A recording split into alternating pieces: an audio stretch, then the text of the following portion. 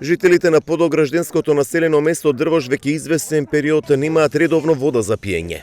Изворите до резерварот за селскиот водовод секнаа, а во моментов жителите добиваат вода само 1 до 2 часа навечер кога се пушта акумулираната вода од приватна бушотина. Жителите велат дека тоа било проблем кој се провлекува со години, а без вода во 21 век е навистина многу тешко. Па јас од кој знам, ние вода секој лето нема. Јули, август, секој година нема вода. Доаѓа водата по пола сат на ден, ке пълно од туби, од шишина. Тешко без вода на тие температури. Се име дома, удобство се име, ама вода која нема се е џабе, без вода ништо не бива. Ено со денешницата да си миеме раци, да споливаме и да си миеме раци, това не е чисто за нас, веќе, не е чисто. Ја вода носиме тука, добитите да пијат, да се миеме, што ќе правиме друго, нема што да правиме.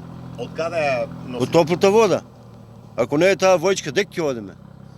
Ќе пушче водаро 1 сат, половин сат, војчка што ќе напъниш? Нема крави да се напијат, да се измиеш. И мора да одиш там. Дрвош вода добива од приватна бушотина од дворот на Васе Божинов. Со потопна пумпа која работи на струја, таа се носи до селскиот резервар, кој се полни преку денот, а навечер се пушта до домакинствата. Не знаеме дека толку има. Кога бушија кажа дека има за половин село, за 80 куќи, ама сега помпата јачината околу изгледа 4 литри секунда горе. 1200 метра резервару. Колку има, народо нек си каже, дали има, дали нема. Но главно тука вода има сега за сега. А веćината, значи 80-90% од тука излева водата. Вечето ја пуштат околу 2-3 сати и това е. Од општина Босилово велат дека ова е временно решение кое го извеле за да жителите на Дрвош имаат колку толку вода. Во моментов, заради намалена издашност дневно, резерварот се полни со 100 кубика вода, што во однос на почетните 300 во јули е значително намалување.